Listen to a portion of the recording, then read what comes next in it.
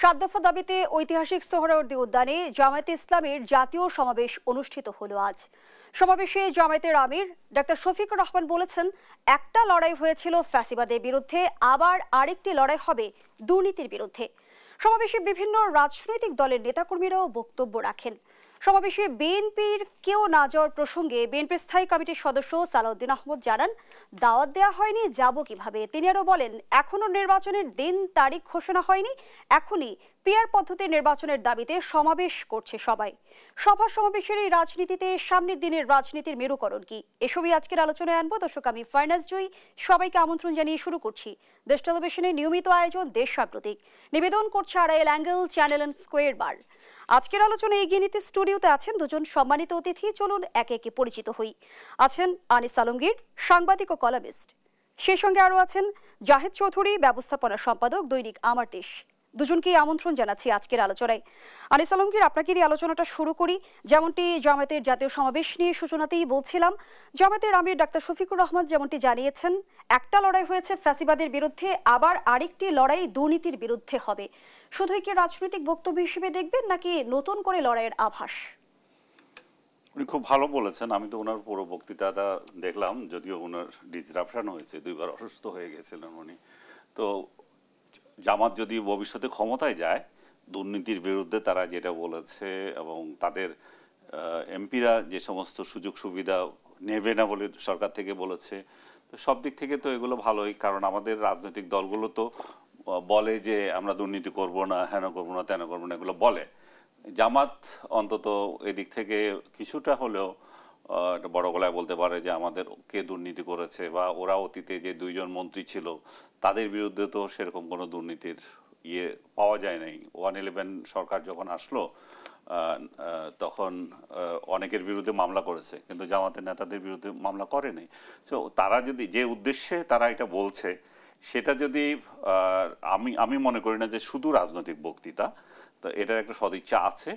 কিন্তু জামাতের তো মূল সমস্যা এগুলো না। জামাতকে তো একটা রাজনৈতিক দল হিসাবে তাদের কিছু সততা গুণ হিসাবে এগুলো নিয়ে মানুষ কিন্তু তাদেরকে অ্যাপ্রিসিয়েট করে। আমি দেখি না যে গ্রস তাদেরকে অসৎ কিছু একটা বলে। তাদের মূল সমস্যা হচ্ছে 1971 সাল। 1971 সালে যে অ্যাট্রোসিটি হলো, যে পাকিস্তানি আর্মি যে সমস্ত হত্যা, তারপরে ধর্ষণ, এই সমস্ত কর্মকাণ্ড করলো, মানে জামাত সেখানে আল-বদর, আল শামস, এই সমস্ত বাহিনীতে তাদের লোক থেকে তারা এই সহযোগী বাহিনী হিসাবে রাজনৈতিক যে অপকর্ম করেছে, এইটা তারা আজকে 54 বছর পর্যন্ত এটাই তাদের পিছু হটছে না। তারা এই জায়গায় তাদের এখনো সততা নাই।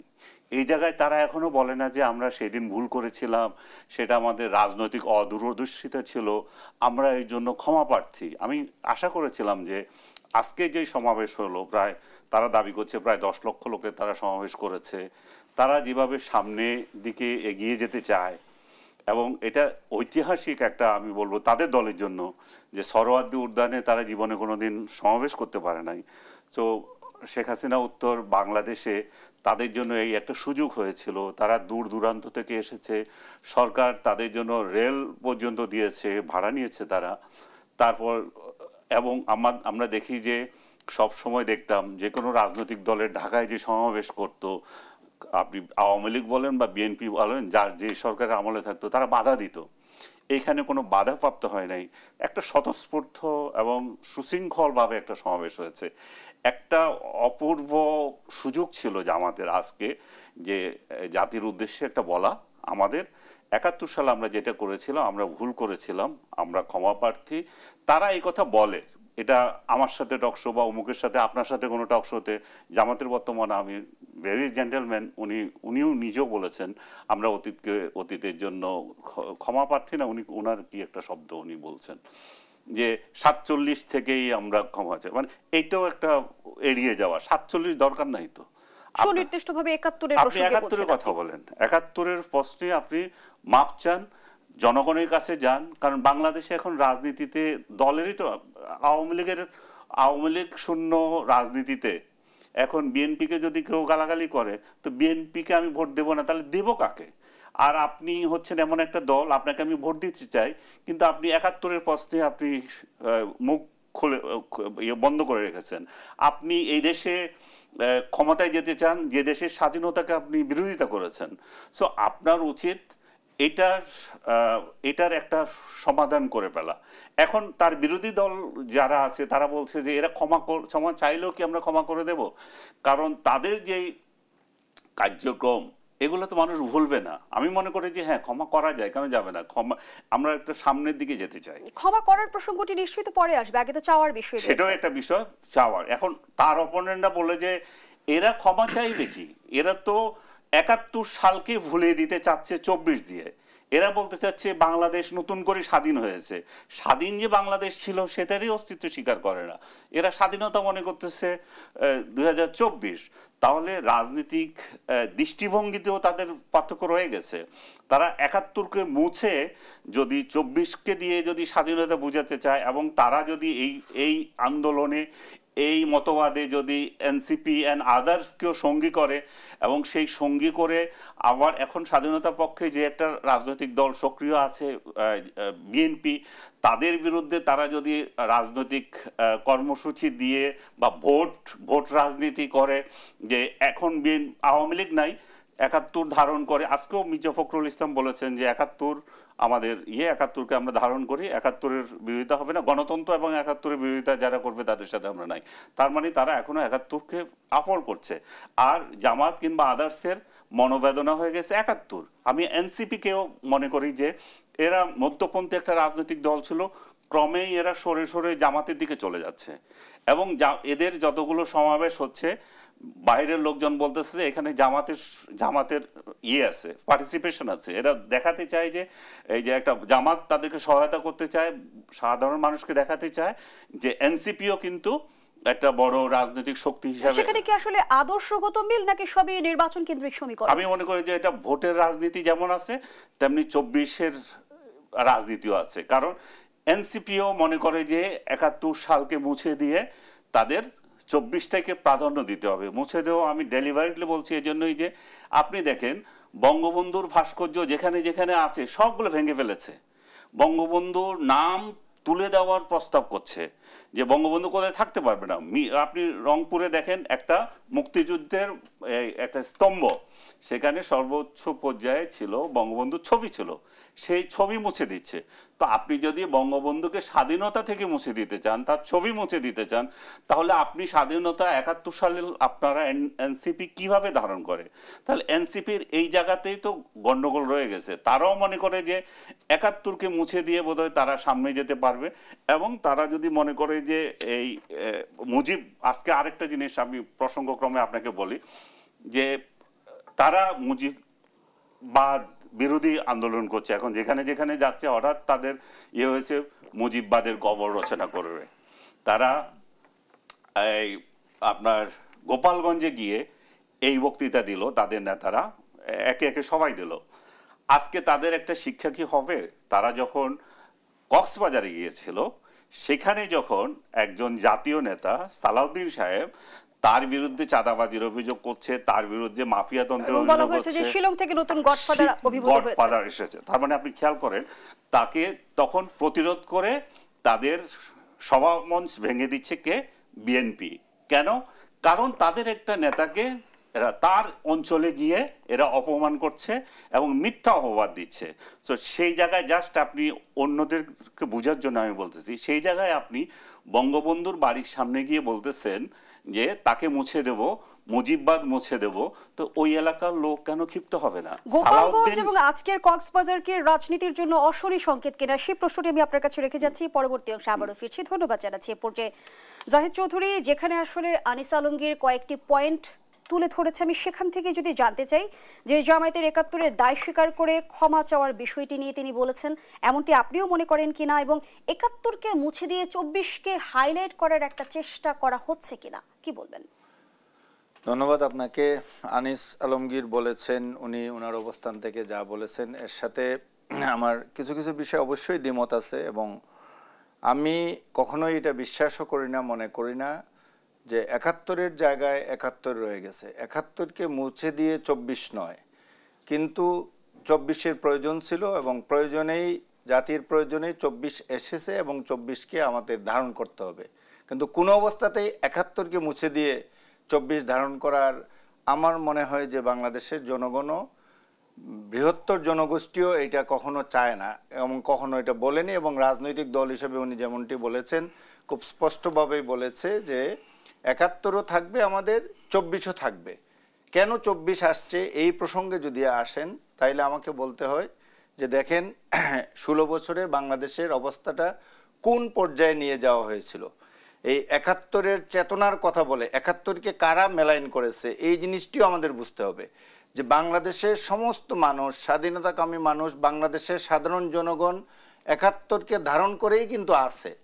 কিন্তু 71-এর এটাকে এক ধরনের চেতনাজীবীরা এটারে এমন পর্যায়ে নিয়ে গেছিলেন যে 71টাকেই এক পর্যায়ে আপনি দেখেন 24-এর স্লোগানটা কি হয়েছিল, কেন হয়েছিল, যে আপনি যখন ছাত্ররা তাদের দাবিতে যখন আন্দোলন করছে তখন পালিয়ে যাওয়া প্রধানমন্ত্রী শেখ হাসিনা বললেন এই মানে তাদেরকে গালি দিলেন যে রাজাকারের বাচ্চারাই শুধু মেধাবী, মুক্তিযোদ্ধারা মেধাবী না।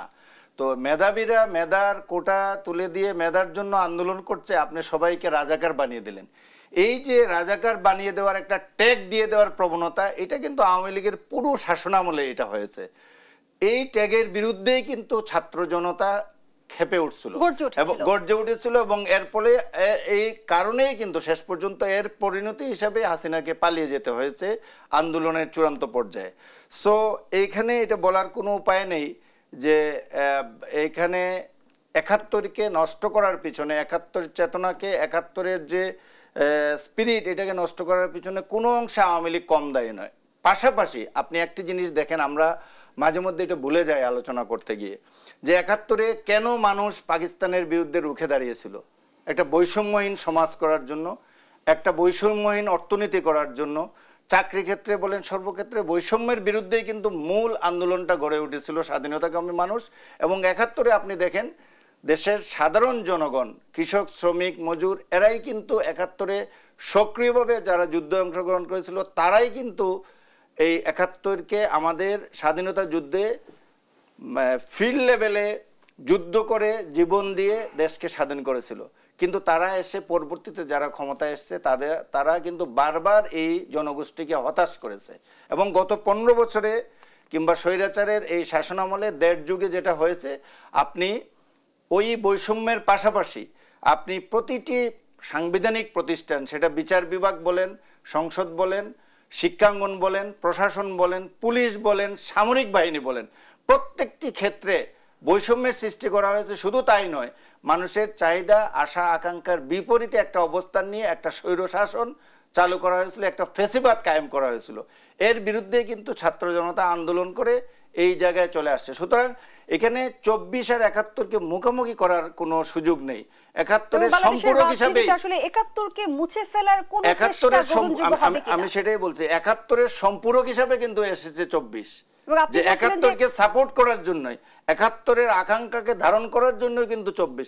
এটা দল হিসেবে উনি যেমনটি বললেন, এনসিপির নেতারা এখন এসে দল গঠন করে তারা অন্য কিছু ভাবতে পারেন, কিংবা জামাত তাদের আগে কি অবস্থান ছিল এখন কি অবস্থান সেটা ভিন্নতা থাকতে পারে, কিন্তু সাধারণ মানুষের যে অংশগ্রহণ, ছাত্র জনতা, কৃষক, শ্রমিকের যে অংশগ্রহণ, তারা কিন্তু ওইটা সাপ্লিমেন্ট হিসেবে এটা দেখেছে যে আমরা ওইখানে যেটা চেয়েছিলাম এটা পাই নাই, এটার বিরুদ্ধে আবারও একটা অভ্যুত্থান করে তারা এইটা পাওয়ার আকাঙ্ক্ষা। এবং এখন যদি আপনি দেখেন এখন কি ঘটনাবলী ঘটছে রাষ্ট্রীয় পর্যায়ে, এখন কিন্তু যে আজকে যদি আমি জামাতের কথা বলি, তাদের যে 7 দফা, এই 7 দফার মৌলিক এই 7 দফার সাথে আমার মনে হয় না যে বাংলাদেশের জনগণ, সাধারণ জনগণের খুব একটা মতপার্থক্য আছে। আমি যদি 1 মিনিট সময় দেন আমি একটু পড়ে শোনাই যে কি 7 দফায়, আবার একটু রিপিট করতে চাই যে 5 আগস্টের সব গণহত্যার বিচার, 5 আগস্ট যেগুলো গণহত্যা হয়েছে কেউই তো এটার বিরুদ্ধে না, বরং মানুষ মন থেকেই চায় এগুলোর বিচার হোক যারা অ্যাট্রোসিটিসগুলো করেছে বাংলাদেশে।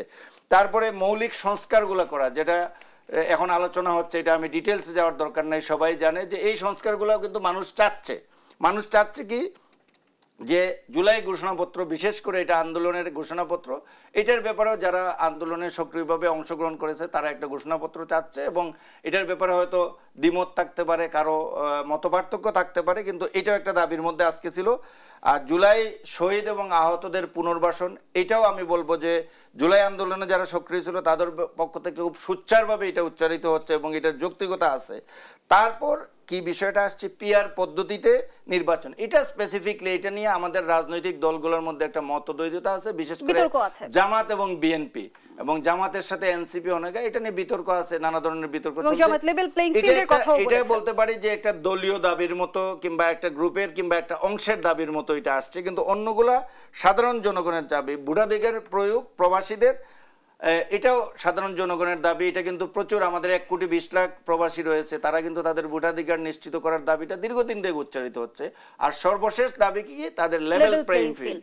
এটা তো সবসময় বলা হয় কিন্তু কেউ এটা করে না, এটা সবসময় বলা হয়। তো এই দাবিগুলোর ব্যাপারে আমি যেটা বললাম যে একটি মাত্র এখানে সুনির্দিষ্ট রাজনৈতিক দাবি, আর দুইটি দাবি আপনি বলতে পারেন যে যারা আন্দোলনে সক্রিয় ছিল তাদের পক্ষ থেকে জোরালো দাবি, বাকিগুলো তো প্রত্যেকেই এটা কমন ইস্যুস, কমন দাবিগুলো আছে। সো দাবির দিক থেকে এখানে জামাতের আজকের সমাবেশ, বলছিলেন জাহিদ চৌধুরী, কিন্তু যে মূল জায়গাটা আপনার কাছে প্রশ্ন ছিল, আপনি বলছিলেন যে রাজাকার গালি পুরো আন্দোলনের মোড় ঘুরিয়ে দিয়েছিল, তখন থেকে কিন্তু ছাত্র জনতা গর্জে উঠেছিল, কিন্তু ৭১-এ ভূমিকার দায় স্বীকার করে জামায়াতের সামনে দায় মুক্তি পাবার একটা সুযোগ তৈরি হয়েছিল। জামায়াত আসলে সেই দায় মুক্তির সুযোগটা কেন গ্রহণ করেনি, সেই আলোচনায় ফিরতে চাই বিরতির পর। দর্শকদের সাথে থেকে রিপোর্ট একটা বিরতি নিচ্ছি, সাথেই থাকুন।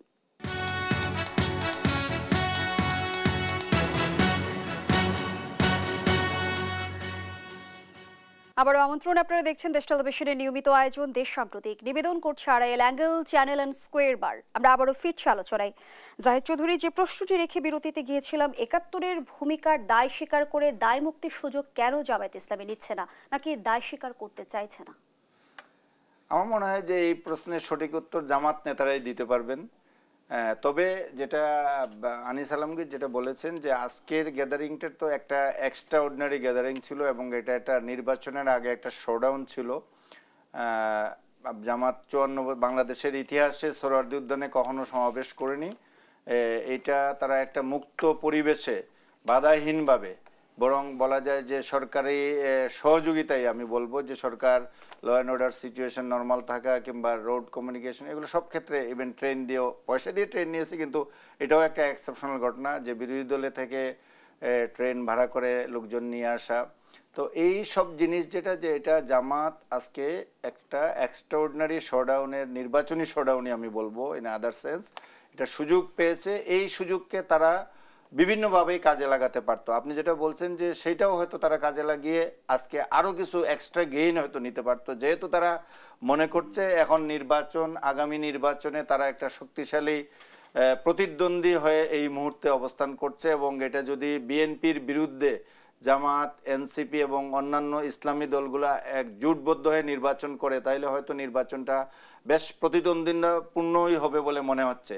তো এইরকম একটা পর্যায়ে যখন দলের নেতারা ভাবছেন, চিন্তা করছেন কিংবা কার্যক্রম চালাচ্ছেন, সেখানে তারা সবগুলা গেইনই নিতে পারতেন। এখানে একটা সুযোগ তারা হয়তো হাতছাড়া করছেন, যেটা করলে হয়তো বা, আমি জানি না এটা, কিন্তু তারাই এটা সঠিক উত্তর দিতে পারবেন। আমরা সমাবেশে অনেক দলের নেতাকর্মীদেরই দেখেছি, বিএনপির কোনো নেতাকর্মীকে আমরা দেখিনি। যে প্রসঙ্গে বিএনপি স্থায়ী কমিটির সদস্য সালাউদ্দিন আহমদ বলেছেন যে দাওয়াত দেয়নি, যাব কিভাবে, দাওয়াত দিলেও যে যেতাম, বিষয়টি আসলে তেমন না। এটার আরেকটা ব্যাখ্যা হয়তো আপনি দেখেছেন, এটা ওই যে ডক্টর আব্দুল্লাহ মোহাম্মদ তাহের, জামাতের নেতা যিনি, উনি এটার আরেকটা ব্যাখ্যা দিয়েছেন যে আমাদের দাবি দেওয়ার মধ্যে পিআর পদ্ধতির এটা অন্যতম একটা দাবি এবং এই সমাবেশটা আমরা এই দাবিতে করছি। তো বিএনপি এটা সরাসরি এটার বিরুদ্ধে একটা অবস্থান নিয়েছে, এই কারণে তাদেরকে এখানে দাওয়াত করে আমরা বিব্রত করতে চাইনি।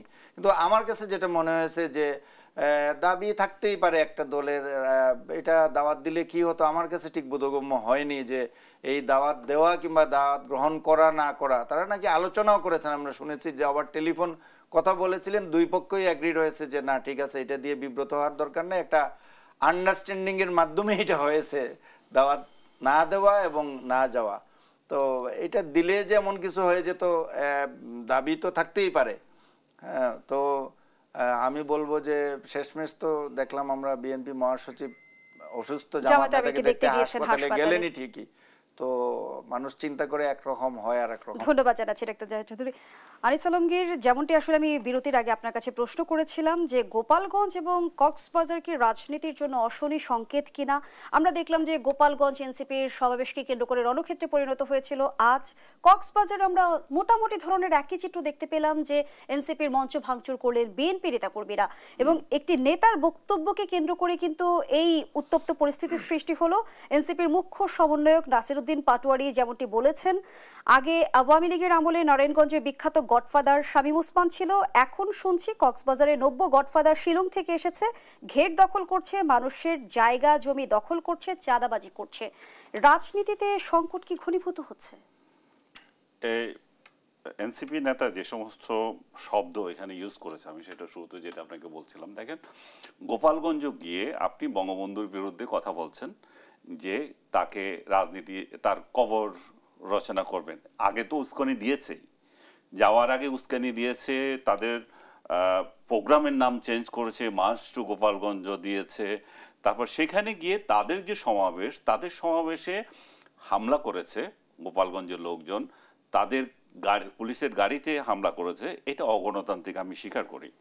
কিন্তু মঞ্চে দাঁড়িয়ে তারা বঙ্গবন্ধুকে যেভাবে হেয় করছিল, যেভাবে মুদ্রাবাদ দিচ্ছিল, এটাতে গোপালগঞ্জবাসী তো একটা ক্ষিপ্ত হওয়ার সুযোগ তারাই করে দিয়েছে। সেই প্রেক্ষিতে তাদেরকে দৌড়ানি দিয়েছে, সেই প্রেক্ষিতে তারা সেনা সহায়তা নিয়ে ওইখান থেকে পালাতে হয়েছে। পরিণতিতে কি হয়েছে? পরিণতিতে কারফিউ চলতেছে এখনো পর্যন্ত, ঘরে ঘরে গিয়ে এখনো আওয়ামী লীগের লোকদেরকে গ্রেপ্তার করা হচ্ছে এবং এইটাকে একটা গাজার মতো পরিস্থিতি তৈরি করেছে। সেখানে আমার মনে হয় বিমানবন্দর নাই, তাহলে বিমান বাহিনীও কিছু পাঠাতো, নৌবাহিনী পাঠাচ্ছে, তারপরে র্যাব, পুলিশ, আর্মি, কিছুই আর অবশিষ্ট নাই। এখানে দেখেন কোস্টগার্ড 3টা আমাদের ধরে নিয়ে যায়, বাংলাদেশি যান নিয়ে যায়, নৌকা নিয়ে যায়, আর কতগুলো 21 জন জেলে নিয়ে যায়।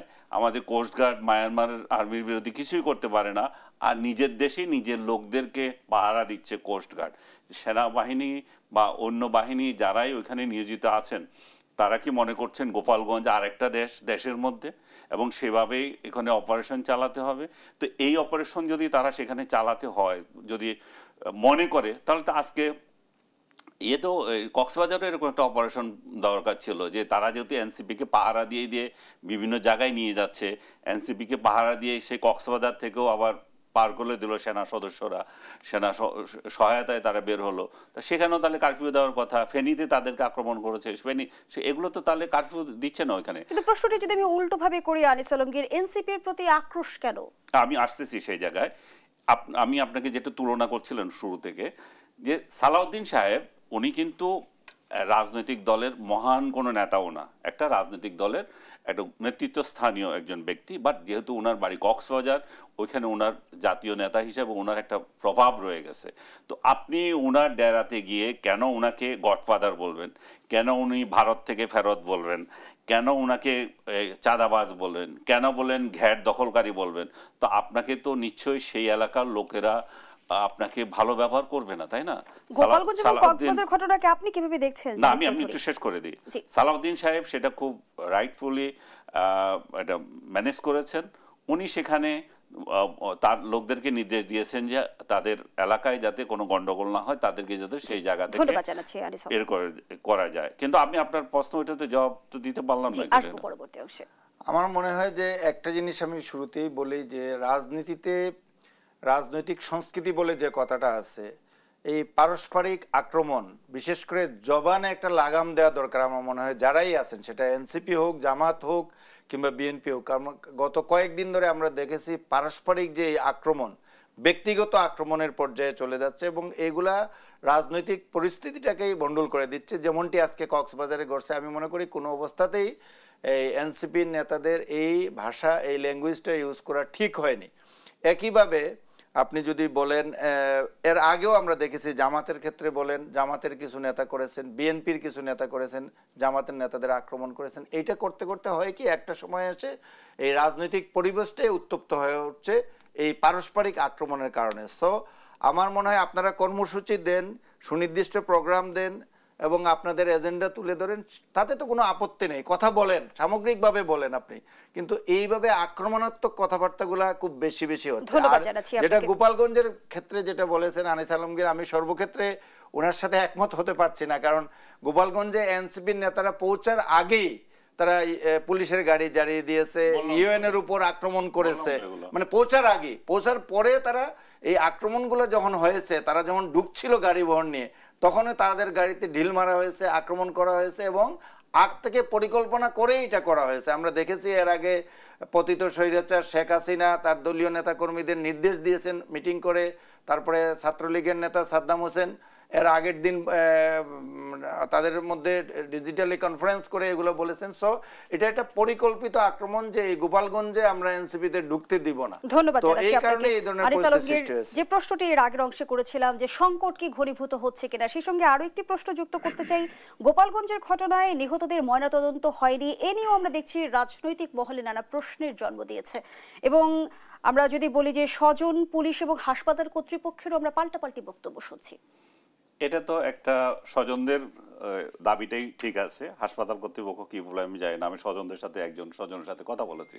পুলিশ বলছে যে হাসপাতাল বলতেছে আমরা করবো না, নিয়ে যাও। এবং স্বজনদের তখন বলছে কে চায় ভাই কাটাকাটি করতে, তখন ঠিক আছে নিয়ে আসছে ওরা। কিন্তু আমি চাইলে কি আপনি দিয়ে দেবেন? এটা আইন কি বলে?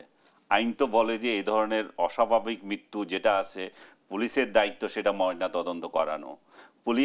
পুলিশ কি এত কিছু করতে পারে? লাশের ময়না তদন্ত করতে তার শক্তি প্রয়োগের দরকার হয় না, তাই না? আপনার থেকে ছিনিয়ে নিয়ে যেতে পারে। এটা কিন্তু এমন একটা ইনস্টেন্স রেখে দিয়েছে যেটা পরবর্তী পর্যায়ে প্রশ্ন আসবে এই লাশগুলো নিয়ে, এর মামলা নিয়ে। এবং এখনো পর্যন্ত 3টা মামলা করেছে পুলিশ, কিন্তু স্বজন হারানোরা যারা আছে তারা কিন্তু ভয়ে কোনো মামলাই করতে পারছে না, বা তাদের মামলা হয়তো গৃহীতই হবে না। কিন্তু পুলিশ যে 3টা মামলা করেছে সেখানে আপনি দেখেন 2600 লোককে আসামি করেছে। 2600 লোক কি কথার কথা? এরা সব আওয়ামী লীগ করে? এখানে তো সেন্টিমেন্ট আপনি গোপালগঞ্জবাসীকে করেছেন। আপনি যখন বলেন যে বঙ্গবন্ধুর মাজার সেখান থেকে আমরা তুলে ফেলবো, বঙ্গবন্ধুর মাজার থাকতে পারবেন না, মুজিববাদ থাকতে পারবে না, এবং আপনার কর্মসূচির নাম চেঞ্জ করে আপনি মার্চ টু গোপালগঞ্জ দেন, যেখানে আপনি অন্য জায়গায় পদযাত্রা করেন। সব কিছু তো আগেই উত্তপ্ত করা হয়েছে, এমন একটা পরিস্থিতি তৈরি করা হচ্ছে, সেটা পরিকল্পিত। এটা যদি এনসিপি করছে, সরকার করছে, নাকি সরকারের ভিতর আরেকটা সরকার করছে, এটা প্রশ্ন সাপেক্ষ হইতে পারে। এবং কি উদ্দেশ্যে করছে? এটা কি ফেব্রুয়ারির ইলেকশনকে আরো পিছিয়ে দেওয়ার কোনো চক্রান্ত? এবং এই চক্রান্তের যদি অংশ হয়ে থাকে এটা, তাহলে তো সেটা ভালোভাবেই করছে। এখন সারা দেশেও তাহলে একই কথা বলছে। তাহলে আরও কোথাও আজকে কক্সবাজার হয়েছে, পরশু আরেক জায়গায় হবে, এবং এই ধরনের বক্তৃতা দিতে থাকবেন আপনারা, উস্কানি দিতে থাকবেন। তো উস্কানির ফলে দেশের পরিস্থিতি খারাপ হবে। পরিস্থিতি খারাপ হলে তখন এনসিপি বলবে যে এই পরিস্থিতিতে আমরা কিভাবে ইলেকশন করবে। সরকার তখন তার স্নেহধন্য এই রাজনৈতিক দলকে বাঁচানোর জন্য বলবে যে ঠিক আছে, এই পরিস্থিতিতে আমরা নির্বাচন দিতে পারি না। এবং বিএনপি যে বারবার নির্বাচনের জন্য দাবি করছে, সেই দাবিকে আরও পিছিয়ে দেবে। এবং আমি শিওর যে জামাত ইসলাম এখানে না করবে না, কারণ জামাতের মধ্যে বলে ফেলছে যে যদি আইন শৃঙ্খলা পরিস্থিতি ভালো না হয় তাহলে কিসে নির্বাচন। সেই সঙ্গে আমরা রাজনৈতিক অঙ্গনে শুনতে পাচ্ছি যে পিআর পদ্ধতির দাবি নিয়ে কিন্তু এক ধরনের আলোচনা চলছে। এই দাবিকে কেন্দ্র করে সামনের দিনে জটিলতা তৈরি হবে কিনা, সে আলোচনায় ফিরতে চাই। আবারও বিরতির সময় হয়েছে। দর্শকদের সাম্প্রতিকের এই পর্যায়ে আবারও বিরতিতে যাচ্ছি, সাথেই থাকুন।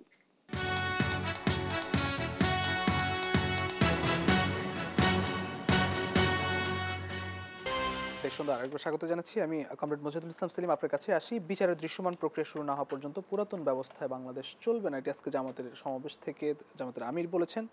আরেকটি বিষয় হচ্ছে, এটি নিয়ে যদি আপনি বলেন, নির্বাচন নিয়ে শঙ্কা কি শেষ কাটলো? নির্বাচনে তো স্পষ্ট কথা বলেছিনি। প্রথমটা কি বললেন যে বিচারের দৃশ্যমান প্রক্রিয়া শুরু না হওয়া পর্যন্ত পুরাতন ব্যবস্থা এই গণ অভ্যুত্থান কালে যে ফ্যাসিস্ট স্বৈরাচার দৃশ্যমান প্রক্রিয়া শুরু হওয়া না পর্যন্ত, আমি মনে করি এইভাবে কন্ডিশন দেওয়াটা খুব যুক্তিসঙ্গত না। নির্বাচন অবাধভাবে অনুষ্ঠান করার ভেতর দিয়ে বিচার প্রক্রিয়া আরও শক্তিশালী হবে। এটা দুর্বল হবে এরকম মনে করে কেন? জনগণের প্রতি কি আমাদের আস্থা নাই? জনগণ কি চায় এটা কি আমরা জানি না? আমরা কি ভাবি যে অতীত স্বৈরাচারী ফ্যাসিস্ট শাসন তারা আবার জনগণের মন জয় করে ফেলবে। আমরা এতটাই অধম হয়ে গেছি, তাহলে পরে জনগণের উপর আস্থা রাখতে হবে। আস্থা রাখতে হবে যে যেই স্বৈর শাসন বা ফ্যাসিস্ট শাসনের লুটপাটতন্ত্রের অবসান আমরা করেছি, জনগণের কাছে ক্ষমতা দিলে জনগণ ওদের বিরুদ্ধেই থাকবে, আমরা এটার পক্ষে থাকবো। The battle should be carried on in a political, ideological and cultural level. আমি কায়দা করে মিটাকলিস প্ল্যানটা, আমি শব্দটা ব্যবহার করেছি এই অর্থে যে যদি কেউ মনে করে যে জনগণ ইজ অলসো ম্যানেজেবল, তা না হলে পরে আমি একটা কথা খুবই দুঃখের সঙ্গে বলতে হচ্ছে আমার, বিবিসির ইন্টারভিউতে প্রফেসর ইউনুস অনেক কথার ভেতরে আমার ধারণা বেফাস বলে ফেলেছেন। তিনি বলছেন ইলেকশন করে লাভ কি, জনগণ তো ভোট দিয়ে টাকা দিয়ে ভোট করে। তো যে এই কথা আমি নিজের কানে শুনেছি, হ্যাঁ ইন্টারভিউ আপনি দেখেন না পরে, আপনি আবার দেখেন, আমি নিজে শুনেছি। আমি ছিলাম আর কি যখন এই বক্তব্যটা উনি দেন, ওই সময় আমি ছিলাম। আমি আপনাকে একটু বলি তাহলে। না না না, পরে পরে বললেন, আমি এটা এইটা মানুষের ভেতরে সংশয়, আমার ভেতরে তো সংশয় হয়েছে যে মানুষ টাকা দিয়েই ভোট দেয়। এইটা থেকে এইটা যদি কারো মনের ভেতরে থাকে, তাহলে তিনি ভোটাধিকার উদ্ধার করার জন্য তার উপরে আমরা কীভাবে নির্ভর করতে পারি। তো আমি ধারণা করি যে এটা হয়তো উনি বেফাস বলেছেন বা ওয়ার্ডিংটা হয়তো অন্যরকম ছিল, আমার কানে অন্যরকম ঠিক আছে। সুতরাং এইরকম একটা টেন্ডেন্সি হয়ে যাবে যে মানুষকে ম্যানিপুলেট করা সম্ভব, এবং এটা আবার থিওরিতে চলে যেতে হয়। আমি যেতে চাই না, সেটা সরকার তো নির্বাচন দিয়েছে। সংসদ নির্বাচন হওয়া না হওয়া নিয়ে এই ডিটেলস পয়েন্ট, কে কি বললো না বললো, এটার ভেতরে আপনি রহস্যটা খুঁজে পাবেন।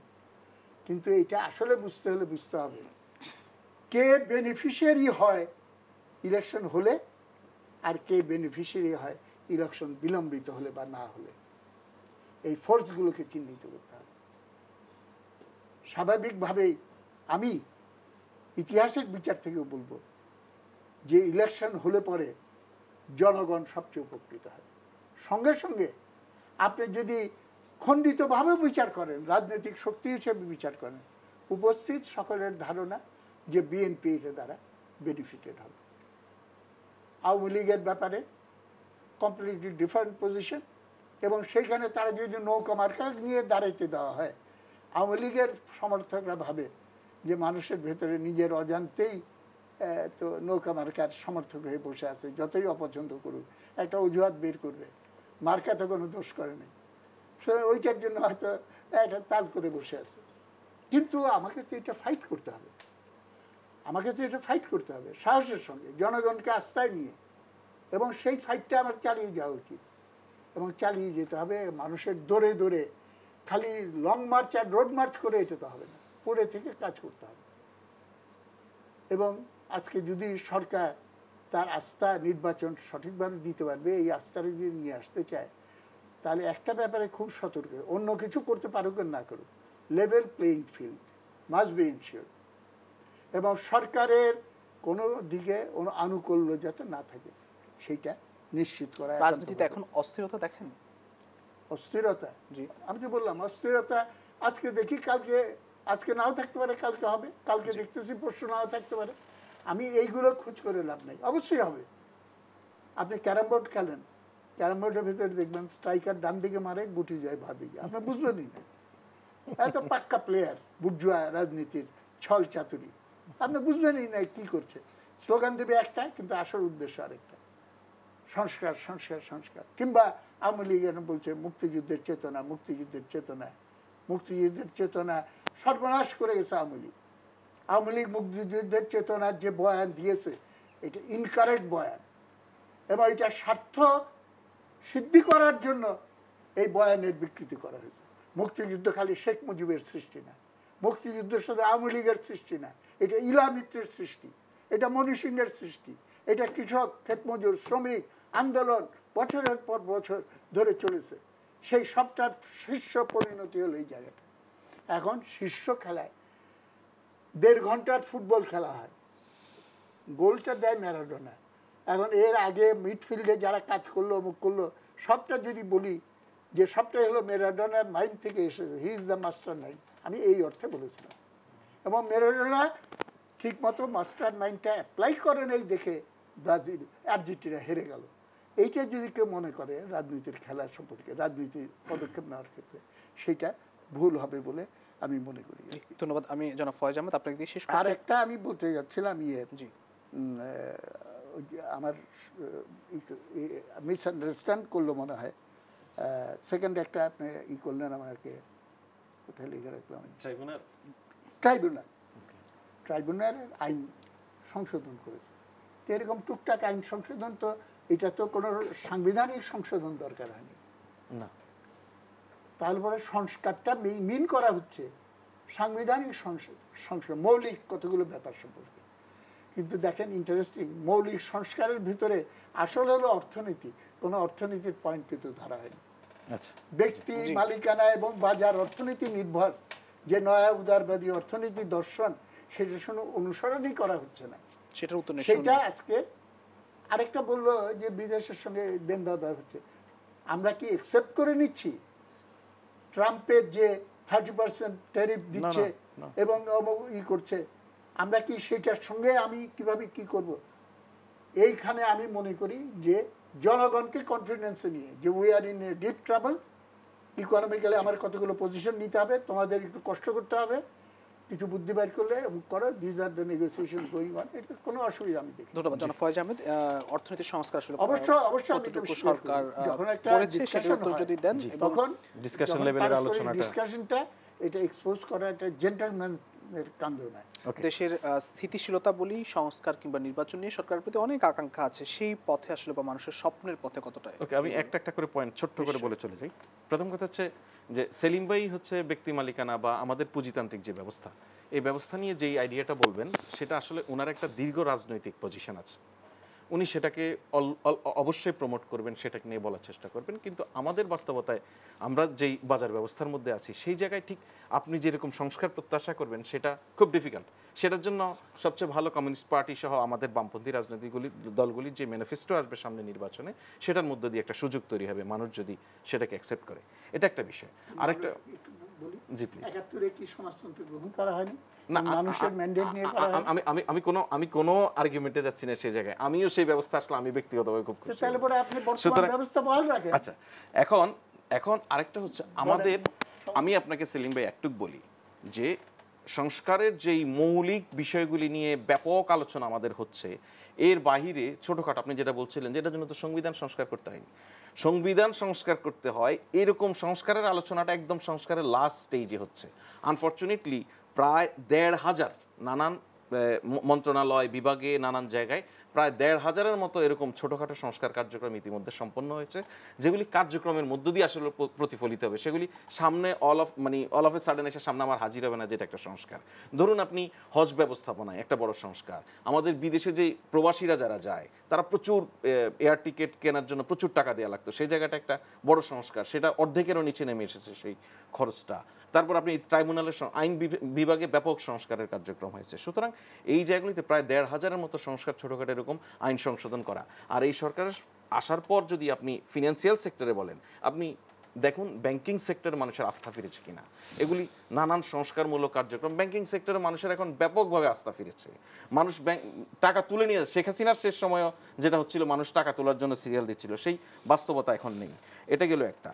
আরেকটা বিষয় আমি আপনাকে বলে যেটা শেষ করতে চাই, সেটা হচ্ছে যে বিচারের দৃশ্যমান অগ্রগতির কথা বলেছে জামাত।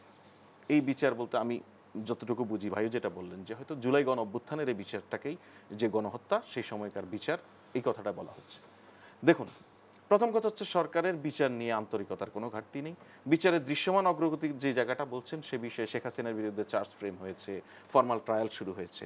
আরেকটা বিষয় সরকারের দিক থেকে, আমি সরকারের একজন প্রতিনিধিত্বকারী হিসেবে বলছি, সরকারের অবস্থান খুব পরিষ্কার। যে যতই চাপ দেন না কেন, যে যতই দাবি তোলেন না কেন, বিচার যে বিচারিক প্রক্রিয়া, এর বাহিরে কোনোভাবে পলিটিক্যাল কনসিডারেশনে হবে না। বিচারের নামে কোনো অবিচার হবে না। শেখ হাসিনার প্রতি পূর্ণ ন্যায় বিচার করার বিষয়ে সরকার কমিটেড। সুতরাং এই সরকারের বিচার, পার্টিকুলার বিচারের ক্ষেত্রে আপনি যে দৃশ্যমান অগ্রগতির কথা বলছেন, এই দৃশ্যমান অলরেডি অগ্রগতি দেখা যাচ্ছে। এখন যদি আপনি মনে করেন যে আপনি প্রত্যাশা করবেন এখনই কারো ক্যাপিটাল পানিশমেন্টের দিকে যেতে হবে, এখনই কাউকে খালাস দিতে হবে, এই বাস্তবতা বাংলাদেশের বিচার ব্যবস্থায় না, পৃথিবীর কোথাও নেই। আপনি যদি এর আগে এই ট্রাইব্যুনালের যদি পূর্বের বিচারের কথা আনেন, কোনো বিচারই 2 বছরের নিচে শেষ করা যায়নি, পলিটিক্যাল ইন্টারেস্ট নিয়ে, পলিটিক্যাল স্বার্থ নিয়ে বিচার করার পরেও। এই সরকার কোনোভাবেই এই বিচারের কাজকে এমনভাবে জাতির কাছে, বিশ্বের কাছে উপস্থাপিত করতে চায় না যাতে কোনো মানুষ ন্যায় বিচার বঞ্চিত হয়, এটা এনশিওর করবেই। সুতরাং এটাতে চাপ দিয়ে কোনো লাভ নেই, নির্বাচনের অনিশ্চয়তার বিষয় এসব নিয়ে দেখে কোনো লাভ নেই। নির্বাচন মাননীয় প্রধান উপদেষ্টা যে সময় বলেছেন সেই সময়ের মধ্যেই হবে। অসংখ্য ধন্যবাদ জনাব ফয়েজ আহমদ এবং কমরেড মোজাহিদুল ইসলাম সেলিম, দুজনকে আবারও ধন্যবাদ জানাচ্ছি। প্রিয় দর্শক, দেশ সন্ধ্যা আজ এখানে শেষ করছে, আবার দেখা হবে আগামীকাল একই সময় অন্য কোনো অতিথিদের নিয়ে। সে পর্যন্ত সবাই ভালো থাকবেন, সুস্থ থাকবেন, শুভ সন্ধ্যা।